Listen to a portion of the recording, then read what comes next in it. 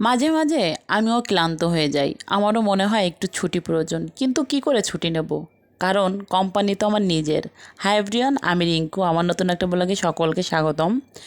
তো সকালে যে রিয়নের নাস্তা বানাচ্ছি, তো ওকে খাইয়ে স্কুলে নিয়ে যেতে হবে। শরীরটা খুবই খারাপ, যদিও কোনো কাজ করতে ইচ্ছা করছে না, কিন্তু উপায় নেই, কাজ তো করতেই হবে, কারণ নিজের সংসার, নিজের কাজ। তো ওকে খাইয়ে নিয়ে আমি স্কুলে গিয়েছিলাম।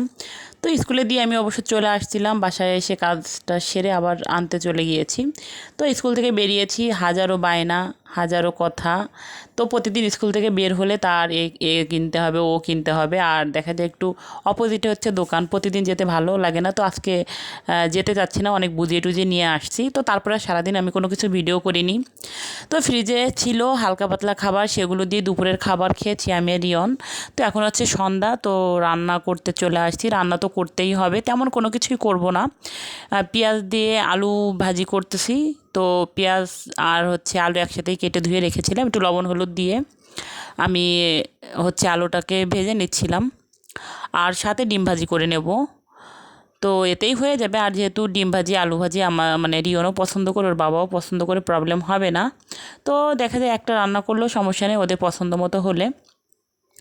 তো আমি রান্নাটা করে নিচ্ছিলাম, আর ভাবতেছিলাম যে আসলে যখন নিজের সংসার, নিজের সব কিছু, তখন আসলে কোনো ক্লান্তি থাকে না, কোনো ছুটিও থাকে না, কিছুই করার থাকে না, নিজের কাজ নিজেরই করতে হয়। তো আসলে বলতে গেলে নিজের চাকরি, নিজের অফিস, তো কে কাকে ছুটি দিবে বলেন? তো এটা হচ্ছে অবস্থা। তো আমার আলু ভাজি হয়ে গিয়েছে, এখন হচ্ছে ডিম ভাজি করে নিচ্ছিলাম, একসাথেই 3টে ডিম দিয়ে মানে ভেজে নিচ্ছিলাম, আলাদা করে করলাম না, ভালো লাগছে না। কিন্তু শরীরটা খুবই খারাপ ছিল, প্রেশার একদম লো, আমার আসলে প্রেশার বাড়ে না, রক্তটা আসলে বাড়তেই চায় না, রক্তটা মানে এত খাওয়া দাওয়া করি, এত কিছু করি, কিন্তু আসলে রক্ত খুব কম বাড়ে, রক্তকণিকা দুর্বল নাকি, যার কারণে প্রায়ই আমার শরীরটা খারাপ থাকে, দুর্বল লাগে, এই আর কি।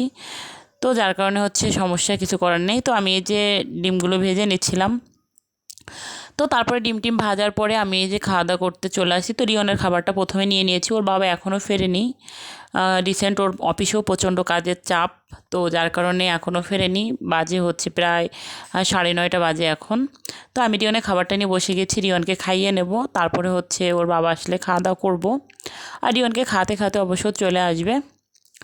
আর একা সংসারে এটাই সমস্যা আসলে, কেউ না থাকলে যা হয় আর কি, নিজেদের কাজ নিজেদের করতে হয়, খারাপ লাগলেও বলার জায়গা থাকে না, এই আর কি। তো রিয়নকে খাওয়া দাওয়া করি, আমি হচ্ছে ওকে বিরাজ করিয়ে নিচ্ছি, প্রতিদিন কিছু হোক বা না হোক ওর বিরাজটা আমি করিয়ে দিই। তো ওকে বিরাজ করিয়ে দিচ্ছিলাম, অনেক রকমের কথা বলতেছিল, সারাদিনে দেখা যায় ওর গল্প শেষ হয় না, এত কথা কোথা থেকে পাই জানি না, এত প্রশ্ন, এত কথা, তো সারাদিন ওর কথাই শুনে যেতে হয় আমার। তো আজকের ভিডিওটা এই পর্যন্ত, যদি কিছু ভালো লাগে লাইক করো, কমেন্ট করো, আর প্লিজ ভিডিওটা শেয়ার করে পাশে থেকো।